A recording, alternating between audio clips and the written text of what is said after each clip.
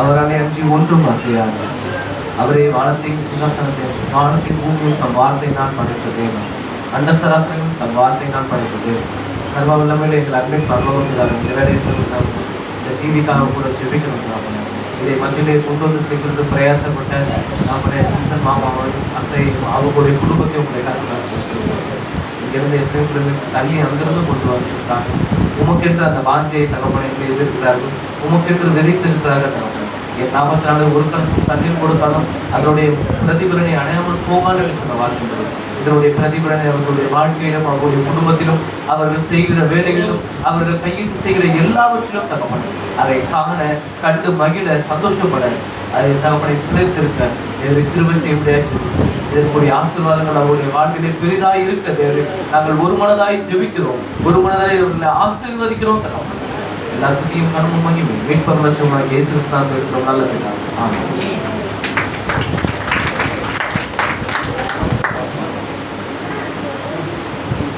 சாட்சிங்களா? கத்த நாமத்தை மேம்படுத்தி சாட்சிங்களா? சாட்சி சொல்லுங்க பிரதர். சொல்கிறோம். என்ன அடுத்த பகுதி சொல்லுவோமா பிரதர்? சாட்சி சொல்றீங்களா? சொல்கிறோம் பிரதர். அருமையாக சொன்னாங்க. கிறிஸ்துவோட அன்பை எப்படி சொல்லணும்னா சொல்கிறோம், நம்ம ஞானமாக சொல்லணும். ஞானமாக சொல்லணும். ஏசு கிறிஸ்து சொல்லணும், ஞானமாக சொல்லணும். அந்த காலத்தில் அந்த மாதிரி இருந்திருக்காங்க. அஸ்வத்தாவி எப்போன்னு சொல்லி நானும் நிறைய இருக்குது. அது மாதிரி நம்ம சொல்லக்கூடாது. ஏன்னா நம்ம இந்தியாவில் வாழ்வோம், சமய சார்பற்ற நாடு. நம்ம வந்து கிறிஸ்துவ நம்மளை பார்த்து அவங்க நம்மளை கிறிஸ்துவ தெரிஞ்சுக்கணும். நான் சின்ன ஒரு சாட்சி சொல்கிறேன். சொல்கிறோம் கத்தருக்கு சொல்கிறோம். நான் பள்ளியோட சீக்கிரமாக போயிடுவேன். அப்போ வந்து அந்த ஊரில் ஒருத்தர் வயசான ஒருத்தர் இருந்தார்.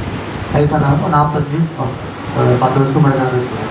இப்போ சொன்னார், சார் ஒரு ஆண்டுவிழா கொண்டாடணும். ஆண்டுவிழா கொண்டாடி நைட்டு வர சொல்லலாம் முடிச்சுட்டு அவர் சொன்னார், எல்லாம் முடிச்சுட்டோன்னே, சார் கிறிஸ்தவங்கள்லாம் அப்படி சரியாக இருப்பாங்க சார், என்ன சொல்கிறீங்க அப்படின்னு கேட்டோன்னே என்ன சொன்னாங்கன்னா, எல்லா காரியத்திலும் அவங்க ஸ்கூலுக்கு வரதாக இருக்கட்டும், பாடத்துக்காக இருக்கட்டும். அப்போ என்ன பண்ணாங்க, இந்த மாதிரி கிறிஸ்தவம்லாம் சரியாக இருக்கும், புறஜாதி வாயிலும் வந்து அது மாதிரி நம்ம என்ன பண்ணணும், நம்ம நடக்கையும் செய்கையும் செயலும் சொல்லையும் எல்லாத்துலேயும் வார்த்தையில் நம்ம கர்த்தரை பிரதிபலிக்கிறாருன்னா அவங்க நம்ம சொல்லும் போதே அவங்க ஏற்றுக்குவாங்க. நம்ம சொல்லும் போதே கர்த்தரை ஏற்றுக்குவாங்க. கர்த்தருக்கு ஸ்தோத்திரம். அடுத்த போது கடந்து சொல்லும் ஸ்தோத்திரம். அடுத்தது இந்த டிவி இதை பற்றி ஒரு சொல்லிடுறேன். கர்த்தருக்கு ஸ்தோத்திரம். இது கர்த்தர் வாங்கி கொடுத்தாரு. கர்த்தர் வந்து வாங்கி கொடுத்தாரு. எதுக்காக? சபைக்காக வாங்கி கொடுத்தாரு. இந்த சபைக்காக கர்த்தர் வந்து வாங்கி கொடுத்தாரு. இது வந்து நாங்கள் ஒரு சின்ன சீட்டு போட்டுருக்கோம். 1000 ருபீஸ் சீட்டு போட்டுருக்கோம். மொதல் மாதம் விழுந்துருந்தாலும் இந்த டிவி தான் கிடச்சிருக்கும். மொதல் மாதம் விழுந்தா இந்த டிவி கிடச்சிருக்கும். ஆனால் கட்ட தேவையில்லை. மொதல் மாதம் விழுந்தா கட்ட தேவையில்லை. ஜெபம் பண்ணிகிட்டே இருந்தோம். ஜெபம் பண்ணிகிட்டே இருந்தோம். அப்போ நம்ம இந்த டிவி வந்துருச்சுன்னு வச்சுங்களேன், இந்த இடத்துல ஒரு அட்மாஸ்பியர் இருக்காது. படுத்துக்காக பார்த்த கட்ட எல்லாத்தையும் மாற்றினார். எல்லாத்தையும் டோட்டலாக மாற்றி கொடுத்து ஏசி வரும்போது ஸ்தோத்திரம். நம்ம ஒரு ஆசீர்வாதமாக இருந்துச்சு. கத்தருக்கு ஸ்தோத்திரம். கத்தரை வாங்கி கொடுத்தாரு. அடுத்து என்ன சொல்ல வரேன்னா, சகலமும் நன்மைக்கு எதுவாக நடந்து கொடுத்தது. இந்த சபை வந்து ஸ்தோத்திரம் சேரெல்லாம் இடம் கொள்ளாமல் போக மட்டும் ஆத்மாக்களால் கத்தரை வந்து நிரப்ப போகாது. அதுக்கான இதெல்லாம் வந்து இப்போ ஒரு இன்ஜினியர் பார்த்துன்னு சொன்னேன், ஒரு பிளான் போட்டாருன்னா நமக்கே தெரியும் என்ன நடக்க போகுதுன்னு. சகலம் நன்மைக்கு எதுவாக நடந்து கொண்டு இருக்கிறது. சபைகளை வந்து ஆண்டவர் நேசிக்கிறாரு. அதனால தான் ஆட்களை கூட்டிகிட்டு வராரு. ஸோ ஆட்களுக்கு வந்து எல்லா தேவையும் சந்திக்கிறாரு. ஸோ சரி, வாராதனைக்கு மட்டும் வாசிக்கிறேன். கத்தருக்கு ஸ்தோத்திரம். ஆராதனை ஒழுங்கு சபையினுடைய ஆராதனை காலை 9 மணி முதல் 11 மணி வரை நடைபெறுகிறது. நேரத்துக்கு முன்பாக வந்து கர்த்தருடைய ஆசீர்வாதங்களை கேட்டுக்கொள்ளப்படுகிறீர்கள். காலையில் கர்த்தரோடு இந்த எழுப்புதல் ஜெபமானது சமாதான சிலோடு ஊழியர்கள் மூலியமாக காலை 5 மணி முதல் 6 மணி வரை நடைபெறுகிறது. சில வீரர்கள் வீராங்கனைகள் உருவாக்கப்பட்டு வருகிறார்கள். வேத ஆராய்ச்சி நடைபெறுகிறது. இயேசு கிறிஸ்து அற்புதம் செய்கிறார். அடுத்தது இந்த சின்ன குழந்தைகளை கூட்டிட்டு வரவங்க என்ன பண்ணுங்க, கொஞ்சம் ஜாக்கிரதையாக இருங்க. நம்ம கர்த்தருடைய வார்த்தையை இங்கே பார்த்துட்டு இருப்போம். பிள்ளைங்க வந்து ஸ்தோத்திரம் எட்டி பார்க்குறது, போக்குவரத்து, இந்த மாதிரி நம்ம ஞானமாக நடந்துக்கிறோம். ஆனால் சின்ன குழந்தைய கூட்டிகிட்டு வரவங்க பத்திரமா பக்கத்திலே போட வச்சுக்காங்க. ஸ்தோத்திரம். அடுத்தது ஒவ்வொரு மாதம் 2வது வெள்ளிக்கிழமை சபையில் 10 மணி முதல் 12 மணி வரை உபவாச சபைக்காகவும் தேசத்திற்காகவும் ஜெபிக்கப்படுகிறது. இதில் கலந்து கொண்டு ஜெபிக்கும்படியாக கேட்டுக்கொள்ளப்படுகின்றீர்கள். அடுத்ததாக ஒவ்வொரு மாதமும் முதல் தேதி அன்று காலை 6 மணி முதல் 7 மணி வரை வாக்குத்தத்த ஆராதனை நடைபெறுகிறது. அனைவரும் கலந்து கொண்டு தேவ ஆசீர்வாதங்களை பெற்றுக்கொள்ளும்படியாக கேட்டுக்கொள்ளப்படுகிறீர்கள். அடுத்த வாரம் சங்கீதம் வாசிப்பவர் சகோதரி கீர்த்தி வாசிக்கப்படும் சங்கீதம் 16. இன்றைக்கு காணிக்கை பாடல் பாடின தந்தை கிருபாகரனுக்கு சோதரம். கர்த்தர் ஆசீர்வாதங்களை கட்டிடுவார், நிச்சயம் கட்டிடுவார். சோதரம் ஏன்னா கர்த்தருக்காக ஒரு ஏதாவது நம்ம செய்யும்போது அவர் என்ன பண்ணுவார், நமக்கு ஆசீர்வாதங்களை கட்டிடுவார். நான் நிறைய வாழ்க்கை நிறைய பார்த்துருக்கேன். கர்த்தருக்கு ஸ்தோத்திரம். இப்போ தம்பி சஞ்சய் காணிக்கை எடுக்கிறார் இல்லையா, காணிக்கை எடுக்கிறாரு. அந்த மாதிரி நாங்கள் சின்ன பிள்ளையில நாங்கள் ஆர்சி பேக்ரவுண்டில் வளர்ந்ததுனால காணிக்கை எடுக்கிறதுக்கு சண்டை போட்டுருவோம். காணிக்கை வாரம் எடுப்போம். அது எடுத்தால் ஒரு சந்தோஷமாக இருக்கும். கர்த்தருக்கு ஸ்தோத்திரம். அதனால் இந்த சின்ன பிள்ளைங்களை இந்த மாதிரி கர்த்தருடைய காரியங்களை செய்கிறதுக்கு நம்ம ஊக்குவிக்கணும். அடுத்ததாக ஸ்தோத்திரம். அடுத்த வாரம் காணிக்கை பாடல்பவர் சாம் டேனியல்.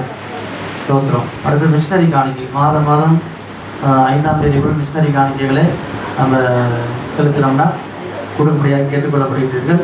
நாம் தாங்கக்கூடிய மிஷினரின் பேர் Alpha Bible Churches of India. சரிங்களா, அதுக்காக ஜெபம் பண்ணிக்கோங்க. கர்த்தர் உங்களை ஆசீர்வதிப்பாராக. அடுத்தது போன மாதம் மிஷினரிக்கு கொடுத்து போக 480 ரூபா இருக்குதுமா. 480 ரூபா நீங்கள் கொடுத்ததில் 1000 ருபீஸ் கொடுத்தீங்க. அதில் 520 ரூபா தேவைப்பட்டுச்சு. 480 ரூபா இருக்குது. நான் நீங்கள் சொன்ன மாதிரி காசு கொடுத்துருவேன், அனுப்பிச்சாச்சு. அதுக்கான ரசீது குரூப்பில் போட்டாச்சு. கர்த்தருக்கு கொடுத்த யாரையும் கர்த்தர் ஆசீர்வதிப்பார், கட்டாயம் ஆசீர்வதிப்பார். ஸ்தோத்திரம். அடுத்ததாக வசனம் சொல்கிறது ஃபாஸ்டிங் ப்ரேயர் வருகின்ற வெள்ளிக்கிழமை 22ஆம் தேதி ஃபாஸ்டிங் ப்ரேயருக்கு ஜெபிக்க முடியாது கேட்டுக்கொள்ளப்பட்டு சின்ன குழந்தைகள் வசனம் சொல்கிறாங்க. வசனம் சொல்லுங்கள்.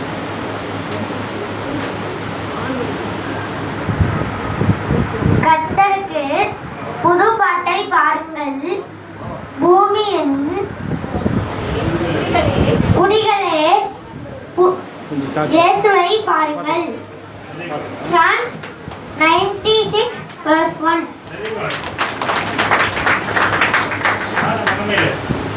சங்கீதம் 34:10. சின்ன குட்டிகள் தாழ்ச்சொல்லில் 14.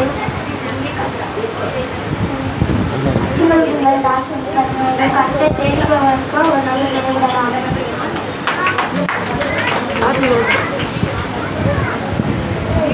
இவனுக்கா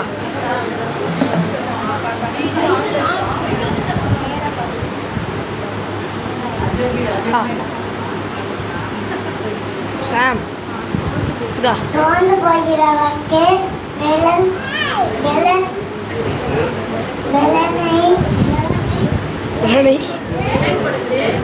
கொடுத்து சத்துவம் இல்லாதவனுக்கு சத்துவம் பெருக்கப்படுகிறது.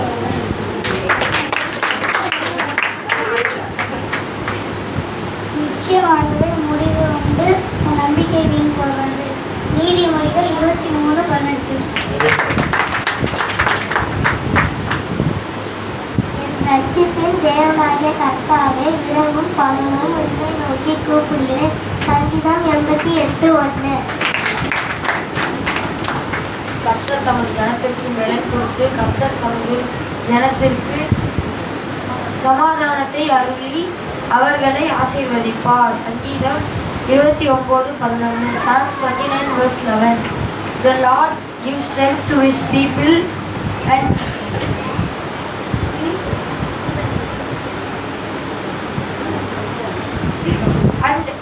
peace and wisdom.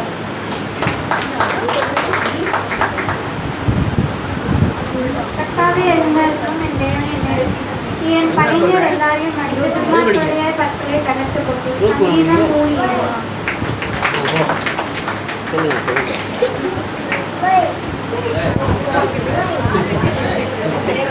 கர்த்தர் என் மேய்ப்பராய் இருக்கிறார், நான் தாழ்ச்சி அடையேன். அவர் என்னை புல்லுள்ள இடங்களில் மேய்த்து அமர்ந்த தண்ணீர் அண்டையில் என்னை கொண்டு போய் விடுகிறார். அவர் என் ஆத்துமாவை தேற்றி தம்முடைய நாமத்தின் நிமித்தம் பாதைகளில் நடத்துகிறார். நான் மரண எல்லை பள்ளத்தாக்கிலே விழுந்தாலும் பொல்லாப்புக்கு பயப்படேன். தேவரே என் கூட இருக்கிறது. உமது தடியும் உமது கோலும் என்னை தேற்றும். நான் சத்துருக்களுக்கு முன்பாக நீர் எனக்கு ஒரு பந்திய ஆயத்தை கொடுத்து என் தலையை எண்ணெயால் அபிஷேகம் பண்ணியீர். என் பாத்திரம் நிரம்பி வழிகிறது. என் ஜீவனுள்ள நாளெல்லாம் நன்மையும் கிருபையும் என்னை தொடரும். நான் கர்த்தருடைய வீட்டிலே நீடித்த நாட்களால் நிலைத்திருப்பேன். ஆமென்.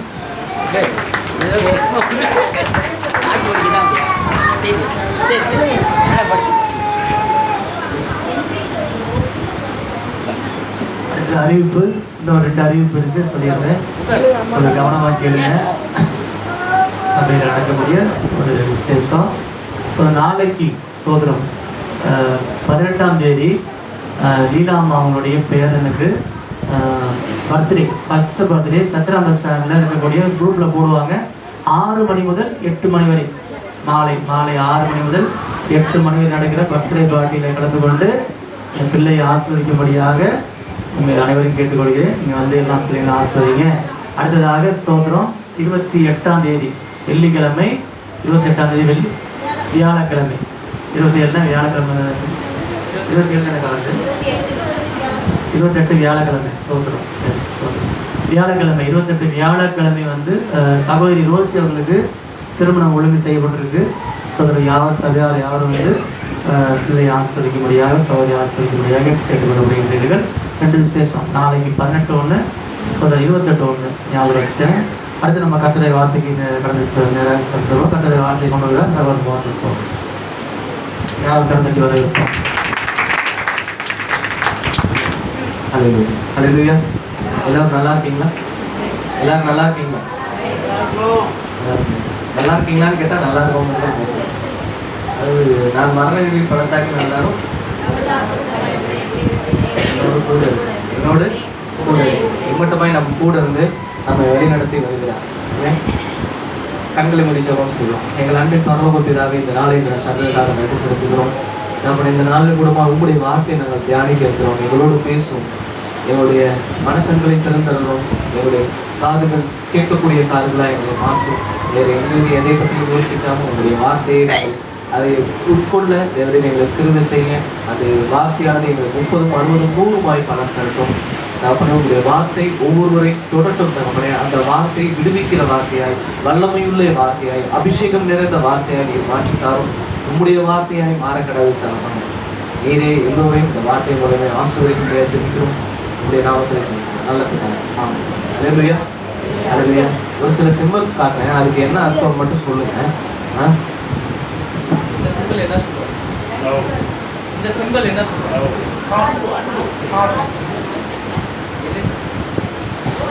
இது என்ன? இது என்ன சிம்பிள்? இது எல்லாமே என்னங்க? ஹார்ட் தான். இதயம். இதயத்தை குறித்து பார்க்க போறோம். இதயம் எங்கெங்க இருக்கு? இதயம் எல்லாருக்குள்ளயுமே இதயம் இருக்கு. இதயத்தோட செயல்பாடு என்னங்க?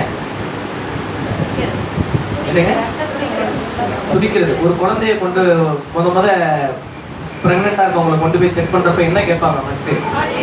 ஃபர்ஸ்ட் என்ன கேட்பாங்க? 3 மாசத்துல ஹார்ட் பீட்டு கேட்கணும். கேட்குறப்ப அந்த ஹார்ட் பீட்டு சவுண்டு கேட்டிருக்கீங்களா? பட்டு பட்டு பட்டு பட்டு பட்டு பட்டுன்னு வேகமாக துடிக்கும். அப்போ இதய துடிப்பு ஃபஸ்ட்டு உருவாகிற உறுப்பு எதுங்க? உடம்புல, மனுஷன் உடம்புல எதுங்க? எல்லாம் என்ன பாருங்க, உடல்ல முதல் குழந்தை உருவாகுதுன்னா முதல் உறுப்பு என்ன உறுப்புங்க? இதயம் தான் ஃபஸ்ட்டு உருவாகும். அப்போ முதல் உருவாகிற உறுப்பே எதுங்க? ஹார்ட் தான். அந்த ஹார்ட்டோட அளவு எப்படிங்க சொல்லுவாங்க? ஒருத்தர் உள்ளங்கையை மடக்குனா அந்த உள்ளங்கை எவ்வளோ இருக்கோ, இந்த இது எவ்வளோ இருக்கோ, இந்த இது எவ்வளோ இருக்கோ, அதுதான் அவங்களோட இதயத்தோட சைஸ்ன்னு சொல்லுவாங்க. இதயத்தோட முக்கியமான பணி என்னங்க? Blood circulation. பிளட் சர்க்குலேஷன் என்னங்க? பிளட் சர்க்குலேஷன் உடம்புக்குள்ள ஒட்டு மொத்தமாக நம்ம உடம்பு ஃபுல்லாகவே ரத்தத்தை ஓட வச்சுட்டே இருக்கும். அது மட்டும் தானே? ஆக்சிஜனை என்ன பண்ணுதுங்க? உடம்பு ஃபுல்லாகவே எடுத்துகிட்டு போகுது. அப்புறம் இருங்க, மற்றவங்க சொல்லட்டும். இதயத்தோட பணி என்னங்க? 24 மணி நேரமும் பிறந்ததுலேருந்து அந்த குழந்தை உருவானதுலேருந்து மரணிக்கிற வரைக்கும் என்ன பண்ணுங்க? இதயம் துடிச்சுக்கிட்டே இருக்கும். நம்ம யோசிக்க முடியாத அளவு அந்த எண்ணிக்கை வந்து அவ்வளவு பெரியதாக இருக்கும் அந்த இருதயம் துடிக்கிறது. அந்த இருதயத்தோட முக்கியமான பணி என்னதுங்க? ரத்தத்தில் உள்ள கெட்டதை எல்லாம் எடுத்துட்டு ரத்தத்தை சுத்தம் பண்ற ஒரு முக்கியமான பணி என்ன பண்ணுதுங்க? இதயம் செய்யுது. இப்ப இதயம் வந்து முத உருவாகிற உறுப்பே குழந்தைக்கு இதயம் தான். அந்த இதயம் வந்து ரொம்ப முக்கியமான பகுதியா இருக்கு. இதயத்துல அடைப்பு ஏற்பட்டாலும் ஹார்ட் அட்டாக்லாம் வந்தா என்ன ஆகுங்க? உடனே கிளம்பி போக வேண்டியதான் மேல. அது மாதிரியான சூழ்நிலை. சரிங்க, இதயத்தோட பணி ரத்தத்தை சுத்தம் செய்கிறதா இருக்கு.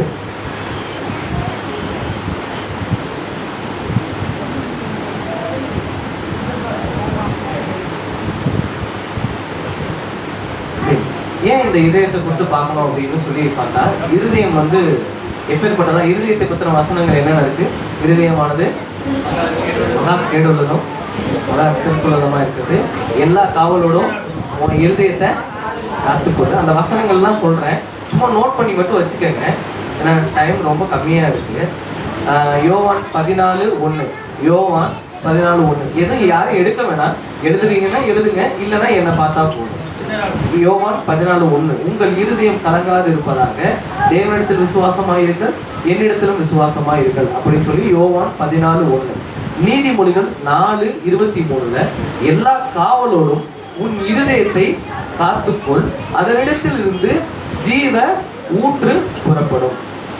நீதிமொழிகள் 4:23. அதே நீதிமொழிகள் 12:25, மனுஷனுடைய இருதயத்தில் உள்ள கவலை அதை தாழ்த்தும், நன்மையான வார்த்தையோ அதை மகிழ்ச்சியாக்கும். நீதிமொழிகள் 12:25 சொல்லுது. அடுத்தது நீதிமொழிகள் 3:5, உன் முழு இருதயத்தோடு கர்த்தரில் நம்பிக்கையா இரு, உன் சொந்த புத்தியை சாய்க்காதே அப்படின்னு சொல்லி நீதிமொழிகள் 3:5 சொல்லுது. சங்கீதம் 51:10, தேவனே சுத்த இருதயத்தை என்னிலே சிருஷ்டியும், என் உள்ளத்தில் நிலையான ஆவியை புதுப்பியும் அப்படின்னு போட்டு. இதெல்லாம் இதயத்தை சம்மந்தப்பட்டு சொல்ல வார்த்தை. இதயத்தை பத்தி எத்தனை வார்த்தை சொல்லியிருக்கு. அப்ப இதயத்திலிருந்து ஜீவ ஊற்று வருது. இருதயம் வந்து மகா கேடு உள்ளதும் மகா திருக்குள்ளதுமா இருக்கு. அந்த இருதயம் சாதாரண சதையினால செய்யப்பட்டது. இருதயத்துல மகிழ்ச்சி வருது அப்படின்னா அது மனசுல இருந்து வரப்ப என்ன பண்ணும்? அந்த சந்தோஷத்தை கொடுக்கும். அதே கவலை வருதுனாலும் அது என்ன பண்ணுங்க? அந்த மனசுல இருந்து உணர்வுகள் நம்ம உடம்புக்குள்ள கடத்தப்படும்.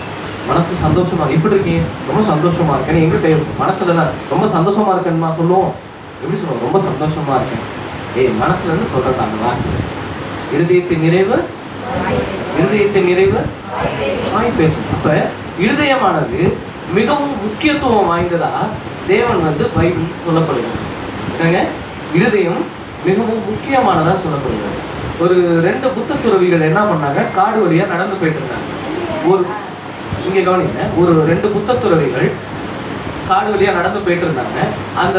அந்த ஆறை தாண்டி அவங்க போகணும். அந்த ஆறை கடக்கிறதுக்காக ஒரு பெண்மணி தனியா நின்றுட்டு இருக்காங்க. ரொம்ப நேரமா நின்றுட்டு இருக்காங்க. அவங்கள பார்த்தாங்க. அந்த புத்த துறவி போய் கேட்குறாரு, என்னம்மா உனக்கு அப்படின்னு கேட்டுட்டு, இல்லை நான் வந்து புது உடை அணிஞ்சிட்டேன், இந்த உடைகளை கழட்டாம நான் அங்கிட்டு போகணும், அப்படின்னா நான் நனையாம போகணும், எனக்கு என்ன பண்றதுன்னு தெரியலன்னா அந்த பெண்மணி சொல்றாங்க. அப்படி சொல்றப்போ அந்த புத்த துறவியில் ஒருத்தர் சொல்றாரு, நான் வேணா உன்னை தூக்கிட்டு அந்த ஆற்றை கடந்து விடவா அப்படின்னு சொல்லி அந்த புத்த துறவி கேட்கவும் அந்த பெண்மணி சரின்னு சொல்லிட்டாங்க. இந்த கூட அந்த இன்னொருத்தருக்கு அவருக்கு என்னன்னா மனசு உறுத்துது. புத்தத்துறவிகள் பெண்களை ஏறெடுத்து பார்க்க மாட்டாங்க, பெண்கள் இடத்துல பேச மாட்டாங்க, பெண்களை தொடக்கூடாது, இவர் தூக்கி கொண்டு போய் விடுறாரே அப்படின்னு சொல்லி இன்னொரு புத்தத்துறவிக்கு சம கோபம். அந்த பெண்ணை தொடுகிறார், தூக்குறாரு, தூக்கி கொண்டு போய் அங்கே இறக்கி விட்டுட்டு திரும்பவும் அவங்க என்ன பண்ணுறாங்க, அவங்க வழியாக 2 புத்தத்துறவியும் போகிறாங்க. இவனுக்கு கூட வரவனுக்கு மனசு பொறுக்கவே இல்லை.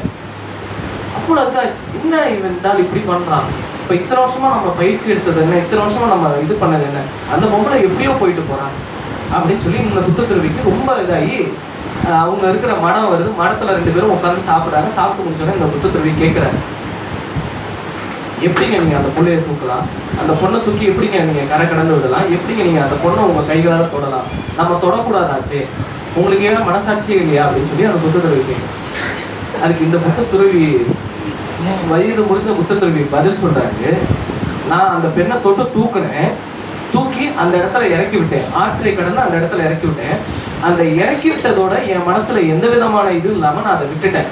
ஆனால் நான் இறக்கி விட்ட பொண்ணை நீ உன் மனசுல தூக்கி வச்சு இது வரைக்கும் கொண்டு வந்துட்டு இருக்கே, இது நியாயமான்னு சொல்லி கேட்டேன் அந்த புத்தத்தை.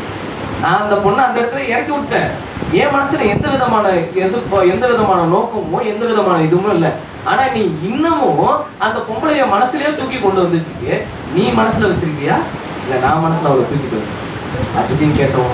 அவர் புத்தி உரைச்சிருச்சு. ஆஹா, நம்ம தான் தப்பு பண்ணியிருக்கோம் அப்படின்னு சொல்லி. அப்ப இருதயம் ஒரு விஷயத்தை தாங்குகிறதா இருக்குது. என்னங்க, இருதயம் ஒரு விஷயத்தை தாங்குகிறதா இருக்குது. எந்த மாதிரி விஷயங்களை தாங்குகிறதா இருக்கோ, நமக்கு நடந்த சூழ்நிலைகள், அது கவலைகளா இருக்கட்டும், கஷ்டங்களா இருக்கட்டும், இல்ல மகிழ்ச்சியானதா இருக்கட்டும், இல்ல மிகவும் துன்பம் நிறைந்ததா இருக்கட்டும், தோல்வியா இருக்கட்டும், அந்த விஷயங்கள் எல்லாத்தையுமே என்ன பண்ணுதுங்க, மனமானது அதுல ஈடுபட்டு கொண்டே இருக்கிறது. எப்படிங்க, ஈடுபட்டு கொண்டே இருக்கு. வெளிநாட்டவர்கள் என்ன பண்ணுவாங்க, 6 மாசம் கடுமையா உழைப்பாங்க. 6 மாசம் உழைச்சி காசு சேர்த்து வச்சுக்கிட்டு மீதி 6 மாசம் அவங்க டூர் போவாங்க அப்படின்னு சொல்லி கேள்விப்பட்டிருக்கேன். இப்போ கேள்விப்பட்டது. ஆனா இப்பெல்லாம் என்ன பண்றாங்கன்னா, இங்க இருக்கிறவங்களுமே என்ன பண்றாங்க, டூர் போகிறது மற்றும் இயற்கை சார்ந்த இடங்கள்ல போய் சுத்தி பார்க்கறது, அலைபேசி யூஸ் பண்ணாம இருக்கிறது, இது மாதிரி நிறைய விஷயங்களை செய்யறாங்க. எதுக்காக அப்படின்னா, மனசை ரிலாக்ஸ் ஆக்கிக்க. என்னங்க, மனசை ரிலாக்ஸ் ஆக்கிக்க. அப்ப மனம் ஒவ்வொருவருக்கும் கொடுக்கப்பட்டிருக்கிறது, ஒவ்வொருவருக்கும் துடித்து கொண்டிருக்கிறது, ஒவ்வொருவருக்கையும் வாழ வைத்து கொண்டிருக்கிறது. ஆமாம்ல, இருதயம் துடிக்கிறது நின்றுச்சுன்னா நம்ம என்ன பண்ணுவோம், மரணிச்சிருவோம். அவ்வளவுதானே. இருதயம் எப்பங்க நிற்கும்?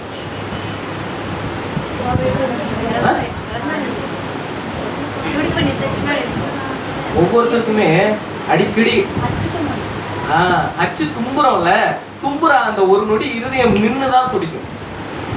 ஹச் அப்படின்னு தும்புறோம்ல, அந்த தும்புறப்ப ஹார்ட் ஸ்டாப் ஆகி திரும்ப என்ன பண்ணும், துடிக்க ஆரம்பிக்கும். அதனால இரும்பல் வந்தா நல்லா தும்பிடுங்க அப்படின்னு சொல்லுவாங்க. இரும்பல் அடக்கி செத்தவங்க வரலாறு கூட இருக்கு. இரும்பாம அடக்குற செத்தவங்க வரலாறு இருக்கு. அப்ப தும்புறப்ப என்ன ஆகும், இருதயம் அந்த ஒரு நொடி நின்று திரும்ப பூஸ்டப் ஆகி திரும்ப ஃபோர்ஸா செயல்பட ஆரம்பிக்கும். கடைசி வரைக்கும் தொடர்ந்து. ஒருத்தர் விபத்துல இறந்துட்டாரு, விபத்து ஆயிடுச்சு, அவர் படுத்துறன்னா போய் என்ன பார்ப்பாங்க, ஹார்ட் பீட் இருக்கான்னு பாரு. அப்ப ஒரு மனிதனை இந்த உலகத்தில் வாழ வைப்பது இதயம் தான். என் மனசு நொறுங்கி போச்சு, என் மனசு என்னால முடியல, இது மேல இந்த தாங்குகிற சக்தி இல்லைன்னு சொல்லி எதை சொல்றேங்க, மூளையை சொல்றோமா? மூளைய மேல இதுக்கு மேல தாங்க மாட்டாது, இது மேல இது பண்ணாது அப்படின்னு சொல்றோமா? இல்லை, என் மனசு இது மேல என்னால இந்த விஷயத்த தாங்காது. மனசு அவ்வளவு சந்தோஷமா இருந்துச்சு, நான் இது வரைக்கும் அந்த சந்தோஷமா நான் இருந்ததே இல்லைன்னு எதை வச்சுங்க சொல்றோம், உள்ளத்தை வைத்து தான் சொல்லுவேன். சரியா? அதனாலதான் இருதயமானது மிகவும் முக்கியமான ஒரு விஷயமாக இத்தனை வசனம் வந்திருக்கு. எந்த மதத்திலாவது இருதயத்தை பத்தி இந்த விஷயம் இவ்வளவு விஷயங்கள் கொடுக்கப்பட்டிருக்கா? இருதயத்தை சம்பந்தமா, இருதயம் இப்படி கேடுள்ளது, இருதயத்தை காத்துக்கொண்டு, இப்படிப்பட்ட வசனங்கள் எல்லாம். அப்ப இருதயமானது ஒரு உடலுக்கு மிகவும் முக்கியமான ஒரு விஷயமா இருக்கு. சரி, இருதயத்தை சார்ந்து பைபிள்ல யாரு இருக்க? உங்க எல்லாருக்குமே தெரிஞ்சவர்கள். இருதயத்தை சார்ந்து யாருங்க? என்னங்க?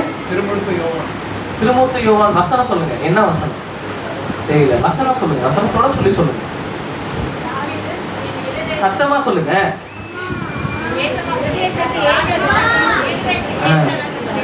யார சொல்லியிருக்காருங்க? தாவீது என்ன சொல்லியிருக்காரு? அது எங்க இருக்கு? 1 சாமுவேல் 16ஆம் அதிகாரம் 7ஆம் வசனம்.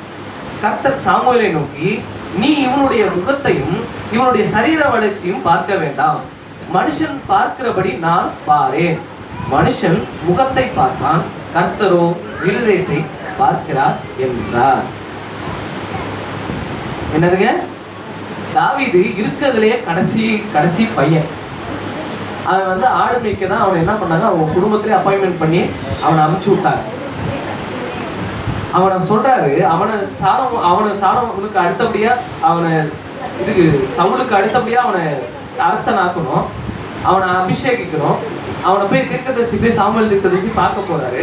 இவனான்னு கேட்கிறப்ப இல்ல இவன் இல்லைன்னு சொல்லி இந்த வரலாறு எல்லாமே நமக்கு தெரியும். கடைசியா இன்னொருத்தன் இருக்கான், அவனையும் கேளுன்னு அவன் வரான். அவன் நோஞ்ச சின்ன பையனா வரான். அவன் யாரு அப்படின்னா, அவன் என்னன்னா, அவன் பேர் என்னங்க?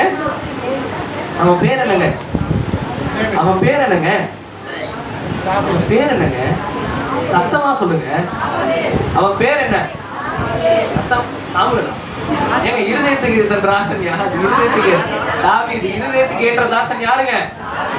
அந்த தாவீதோட அர்த்தம் என்னங்க? தாவீது பேருடைய அர்த்தம் என்ன?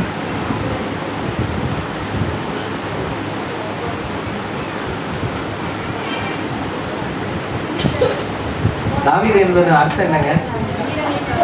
என்னங்க? அன்புக்குரியவன் என்று அர்த்தம். என்னங்க? அன்புக்குரியவர், பிரியமானவர் என்று தாவீதுடைய பொருள் எனப்படுது. இந்த தாவீதுங்கிற பேரையே, தாவீதோட பிறப்பு எப்ப இருந்துச்சு அப்படின்னு சொல்றேன். தாவீது பிறந்தது வந்து கிமு, கிறிஸ்து பிறப்பதுக்கு முன்னு 1040ஆம் வருடம். என்ன கவனிங்க, அப்பதான் சொல்ல வர்றது புரியும்.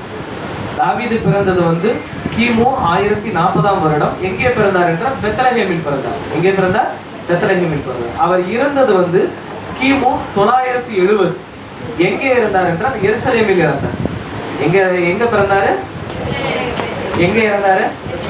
இதுக்கு யாருக்கும் ஒத்து போல? யாருக்கு ஒத்து போகுது?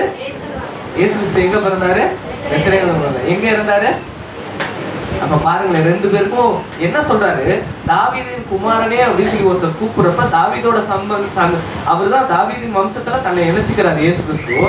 அவரு பிறந்த இடத்துல என்ன பண்றாருங்க? இவரும் பிறக்கிறாரு. அவரு இறந்த இடத்துல இவரும் இறக்குறாரு. அப்ப மனசு எந்த அளவு இருக்கும்? கடவுளுக்கே மனசு எந்த அளவு இருக்கும்? இவர் மேல பிடிச்சு போச்சுன்னா, தாவீதை பிடிச்சு போச்சுன்னா, நீ எங்க பிறந்தியோ அங்க நான் பிறந்த. சில பேர் இறக்குறப்ப என்ன சொல்லுவாங்க? என் பொண்டாட்டி எங்க இருந்தாலும் அங்க புதைச்சிருங்க, அங்கேயே என்னையும் இறச்சி என்னையும் என்ன பண்ணுங்க, புதைச்சிருங்க அப்படின்பாங்க. ஒரு சில பேர் என்ன பண்ணுவாங்க? என் கார், இந்த கார் எனக்கு ரொம்ப பிடிக்கும், அந்த காரோட சேர்த்து என்னையும் எரிச்சிருங்க இல்லை புதைச்சிருங்கன்னு சொல்லுவாங்க. இந்த வண்டியை அது மாதிரிலாம் கேள்விப்பட்டிருக்கீங்களா இல்லையா? அப்ப இருதயமானது, அவர் இருதயத்துக்கு ஏற்ற தாசன் சொன்னபடியே அவர் பிறந்த ஊர்ல பிறக்கிறாரு, இறந்த ஊர்ல இறக்குறாரு. தாவீதுக்கு வந்து முஸ்லீம்ல என்ன சொல்லுவாங்கன்னா தாவூத் அப்படின்னு சொல்லுவாங்க. என்னங்க? வாயில சொல்லுங்க, சொன்னாதான் அந்த பேர் மனப்பாடம் ஆகும். எங்க அப்பா அடிக்கடி சொல்லுவாரு, 10 தடவை சொல்லு, அது வந்து மனப்பாடம் ஆகும் அப்படின்பாரு. இன்னொன்னு அதை எழுதிப்பாரு, எழுதி பார்க்கறது 10 தடவைக்கு சமானமா இருக்கும். எழுத முடிஞ்சாலும் எழுதுங்க, இல்ல சொல்றதையாவது தயவு செய்து சொல்லுங்க. தாவூத். என்னங்க? தாவூத்னு சொல்லி முஸ்லீம்ல சொல்லுவாங்க. தாவூத் இப்ராஹிம் அப்படின்னா தாவீது, இப்ராஹிம்னா ஆபிரகாம் அப்படின்னு சொல்லி சொல்லுவாங்க. அப்புறம் சாலமோன் அப்படிங்கிற பேர் வந்து சல்மான் சொல்லி சொல்லுவாங்க. சல்மான் சொல்லுவாங்க, சுலைமான் சொல்லுவாங்க. சல்மான் தான் அதோட இது சல்மான் தான். சுலைமான் அப்படிங்கிறவங்க சொல்லுவாங்க. ஆபிரஹாம இப்ராஹிம்னு சொல்லுவாங்க. இயேசுவை ஈசா நபின்னு சொல்லுவாங்க. மேரிய மரியம் அப்படின்னு சொல்லி சொல்லுவாங்க. யோசேப் இருக்காருங்க, அவரை வந்து யூசுப் அப்படின்னு சொல்லுவாங்க. மோசஸை வந்து மூசா நபி அப்படின்னு சொல்லுவாங்க. முஸ்லீம்கள் வந்து இந்த பேரெல்லாம் சொல்லுவாங்க. எதுக்காக அப்படின்னா அவங்க பழைய ஏற்பாடை அவங்க வச்சிருக்கிறாங்க. பேரை அவங்களும் தாவீதுங்கிற பேரை வச்சுக்கிட்டு தான் இருக்காங்க. என்னங்க? தாவூத் அப்படிங்கிற பேரை அவங்களும் என்ன பண்றாங்க? வச்சுக்கிட்டு தான் இருக்காங்க. அந்த தாவீது வந்து என்ன பண்ணினாரு அப்படின்னா, இந்த சாலமோன் ராஜா இருக்காங்க இல்லைங்களா, அவருடைய அரண்மனைக்கு போய் பாட்டு பாடி ராஜாவை மகிழ்விப்பாங்க. என்னங்க? இவர்கிட்ட இந்த இது இருக்குல்ல, தம்பூர், அது பேர், அதை வச்சு கிண்ணறம்மா வச்சு என்ன பண்ணுவாங்க? அடிக்கடி போய் அவரை போய் பாட்டு பாடி மகிழ்விக்கிற வேலையை தாவீது செஞ்சுட்டு இருந்திருக்காரு. அப்புறம் ஆடு மேய்க்கிறமும் பாடிட்டு இருப்பாரு. அது மாதிரி விஷயங்கள்லாம் செஞ்சுட்டு இருந்தாரு. தாவீதை பத்தி நமக்கு நல்லாவே தெரியும். தெரியாததுன்னு ஒன்றும் கிடையாது. தாவீது செய்த மிகப்பெரிய தவறு என்னங்க? பட்சேபால் இடத்துல என்ன பண்ணாருங்க? எல்லாம் சண்டைக்கு போயிட்டாங்க.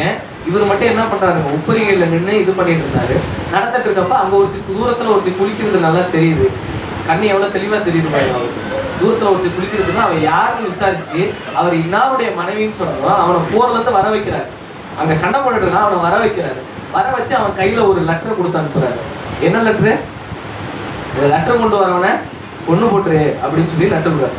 அவனை கொல்ல சொல்லி அவன்கிட்ட அந்த பச்சைகளோட கணவன் இடத்துல என்ன பண்றாங்க?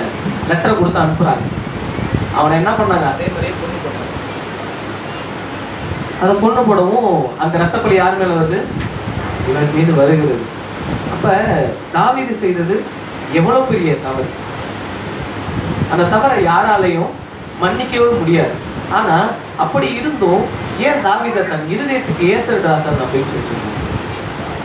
நம்ம மன்னிப்போமா? என் பிள்ளையா இருந்தாலும் நீ இந்த தப்பை செஞ்சுக்கடா, உன்னை நான் மன்னிக்கவே மாட்டேன்னான்னு சொல்றவங்க இருக்காங்க. ஆனா பரிசுத்த பிதா அணு அளவும் பாவம் இல்லாதவர், பாவத்தை பாராதவர், பாவம் என்றால் என்ன என்றே தெரியாதவர் இயேசு கிறிஸ்து.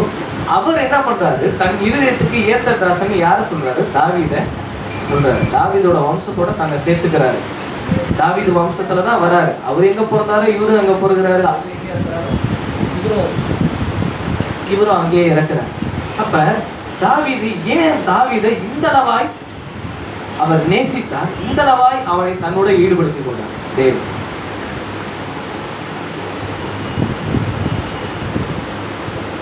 துதித்தது, முதலாவது துதித்தது, அடுத்தது விசுவாசித்தது. என்னதுங்க? துதித்தது, விசுவாசித்தது. துதித்தல் என்றால் பாட்டு பாடிக்கிட்டே இருந்தது. கர்த்தரை புகழ்ந்தோம், கர்த்தரை இதோ சங்கீதங்கள்லாம் பாருங்க, அவர் பாடிக்கிட்டே இருக்காரு.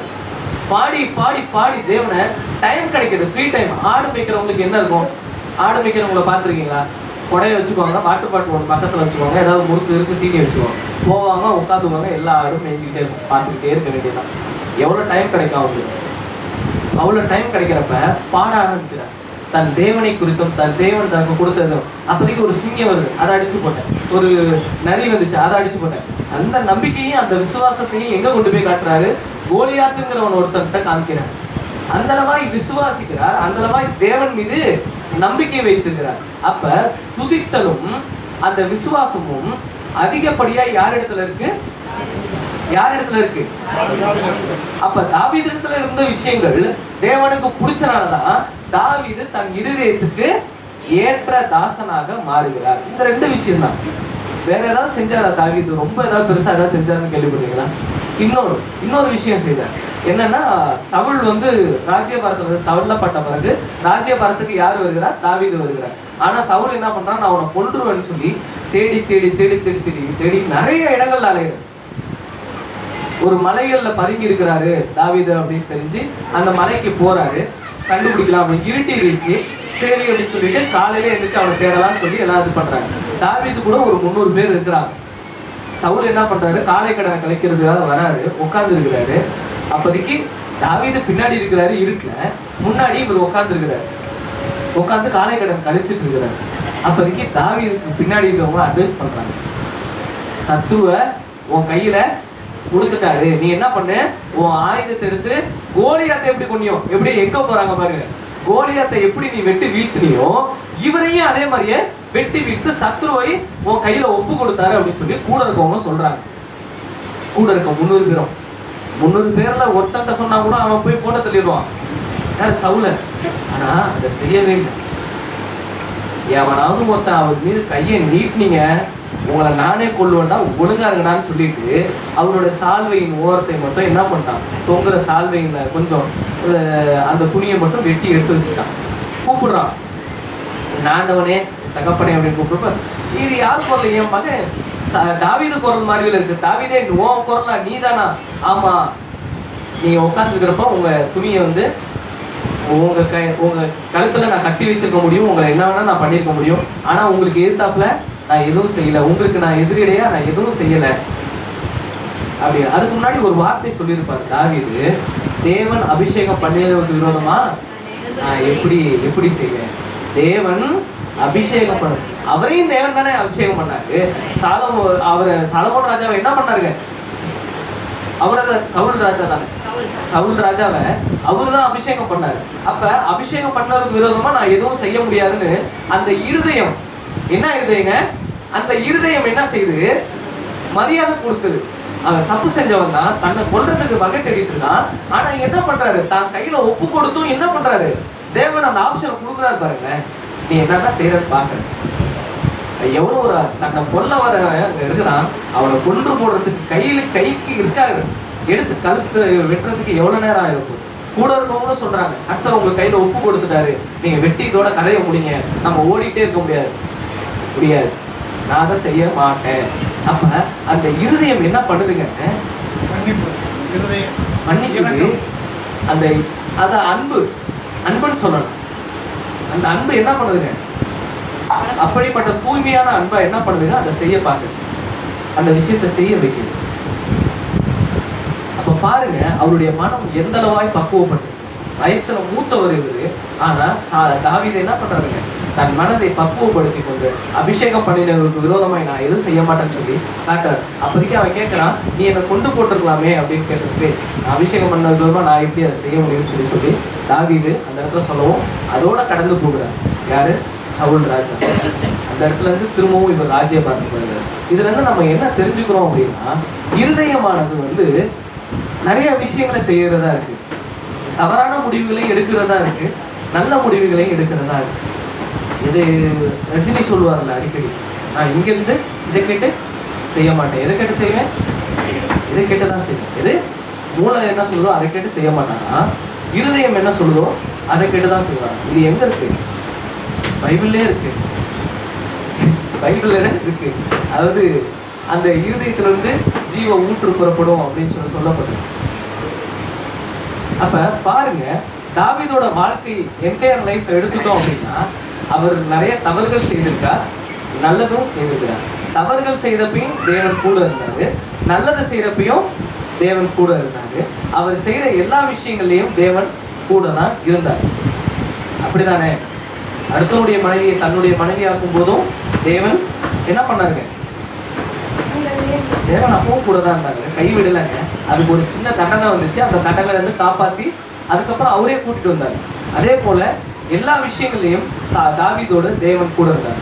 காரணம் என்ன அப்படின்னா, அவர் இருதயம் எப்படிங்க இருந்தது?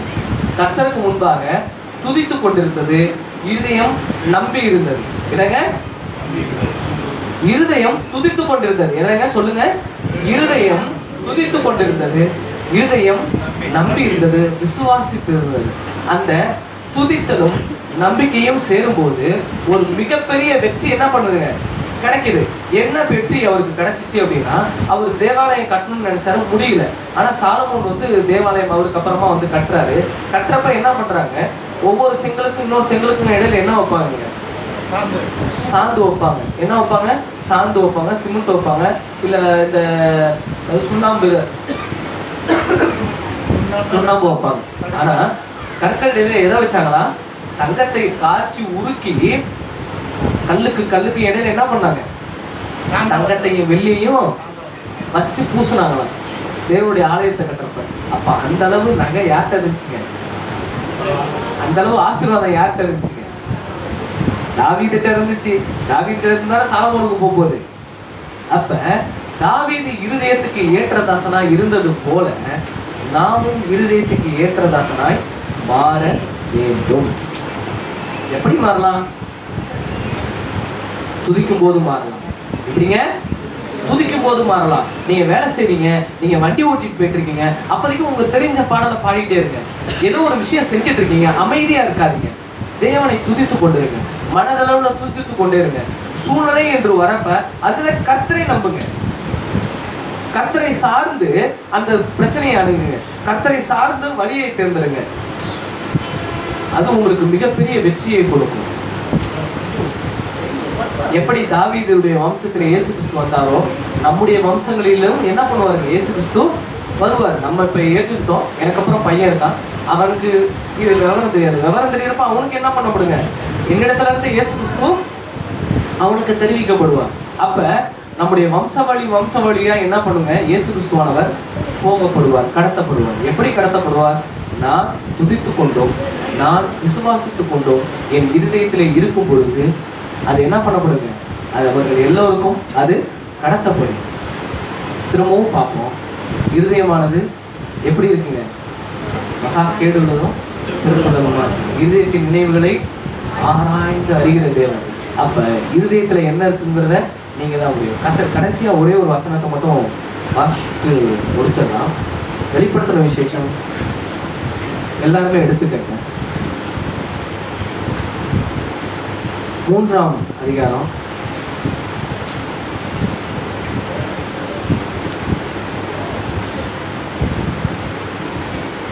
20ஆம் வசனம். எல்லாரும் சேர்ந்து வாசிக்கலாமா? எல்லாருமே எடுத்துக்கங்க. வெளிப்படுத்தின விசேஷம் 3ஆம் அதிகாரம் 20ஆம் வசனம். எல்லாரும் சத்தமா சேர்ந்து வாசிக்கலாம். இதோ வாசற்படியில் நின்று கதவை தட்டுகிறேன்.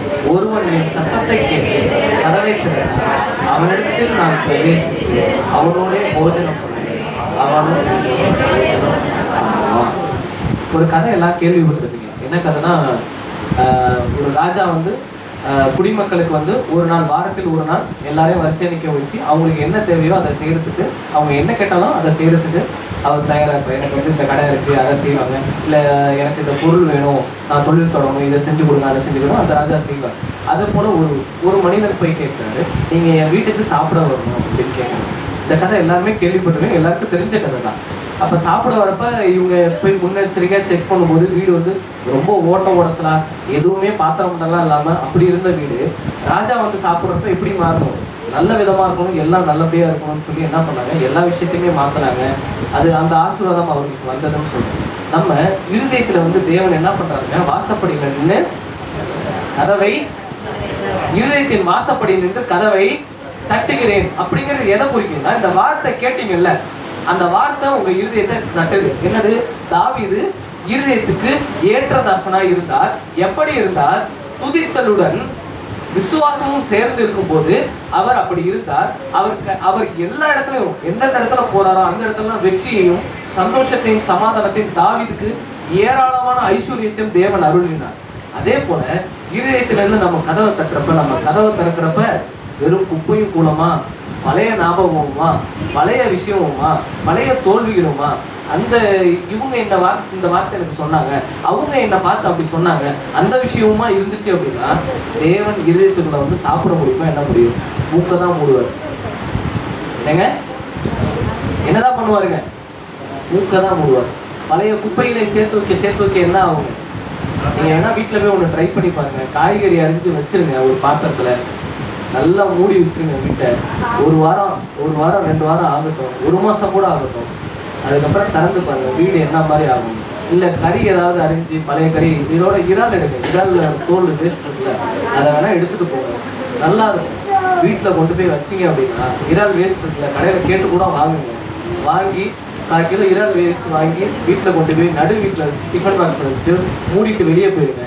ஒரு 1/2 மணி நேரம் 1 மணி நேரம் கழிச்சு வீட்டை வந்து திறந்து பாருங்கள். இதோ வாசப்படி என்று கதவை தட்டுகிற மாதிரி தட்டி நீங்களே திறந்து உள்ளே போங்க. அப்படி இருக்கும் வீடு. வீட்டுக்குள்ளே நுழைய முடியாது, வாந்தி எடுப்போம். அப்ப பாருங்க, ஒரு குப்பைகளை, பழைய குப்பைகளை சேர்த்து வைக்கும் போது அந்த இடம் என்ன ஆகுது?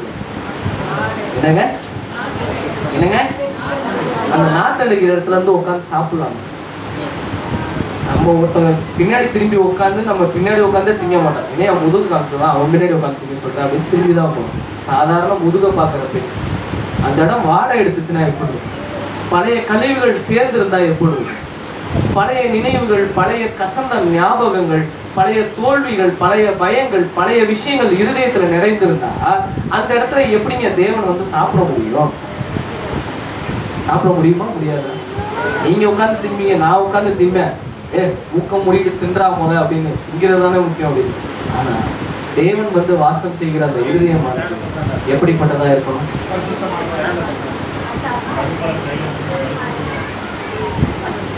அவர் வந்து சாப்பிடுற மாதிரி இருக்கும்.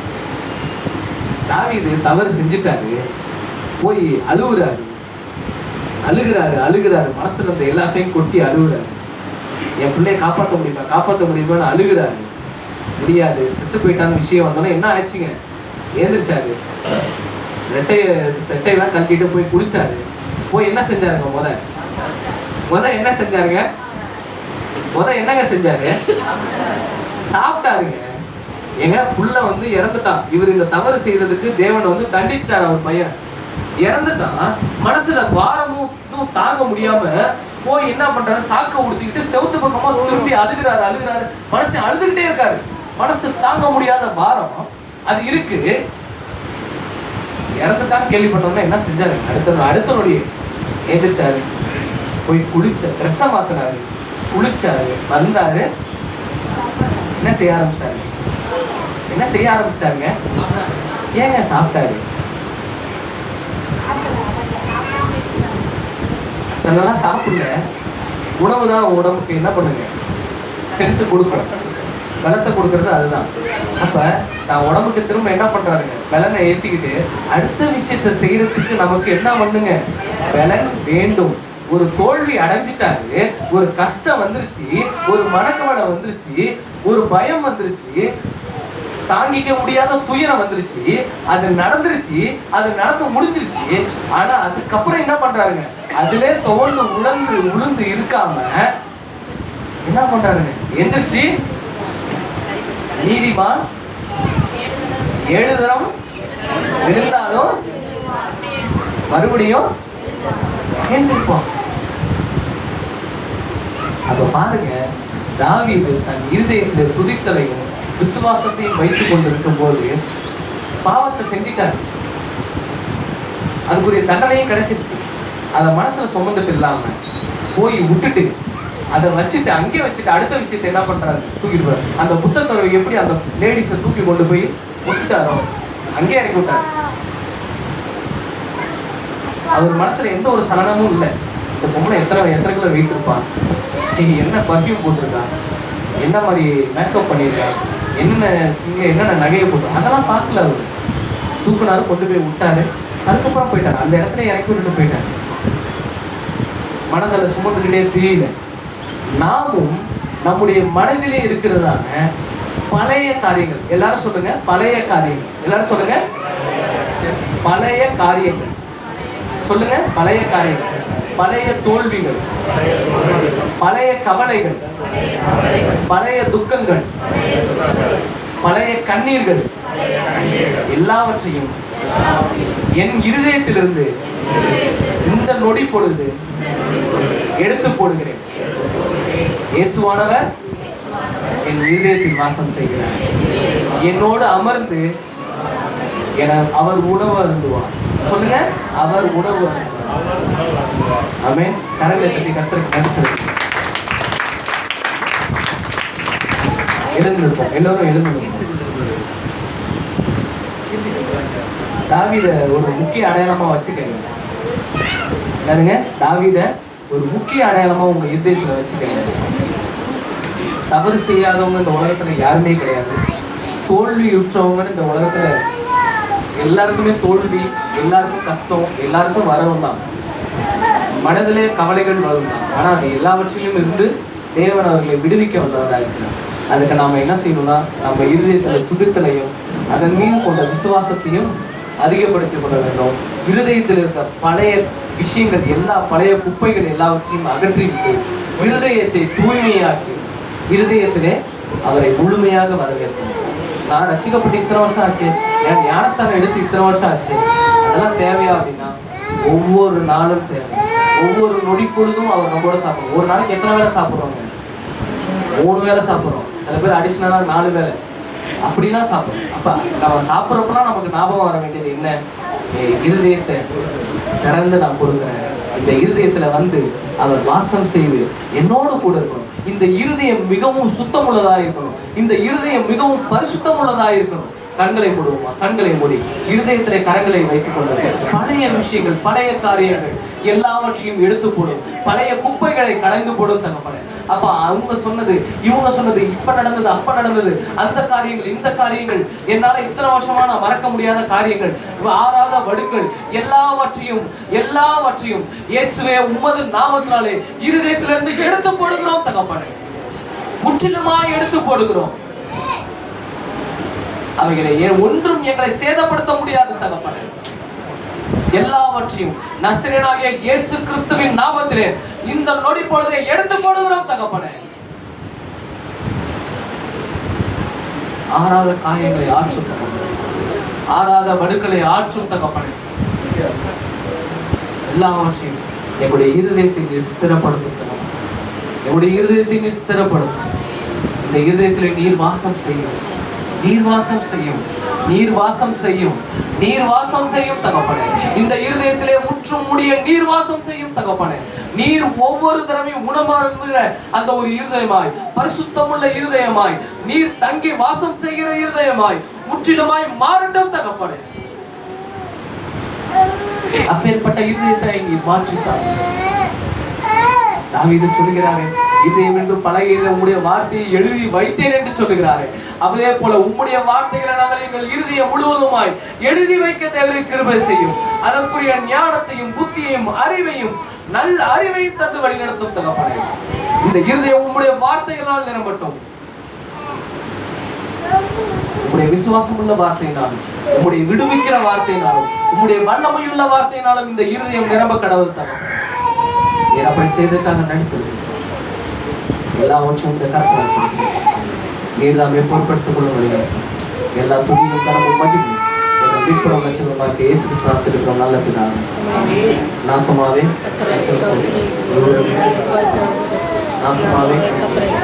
கர்த்தர் செய்த சகல ஸ்தோத்திரம். ஒருவருக்கு ஒருவர் கடன் கொடுத்து வாழ்த்தும். ஸ்தோத்திரம்.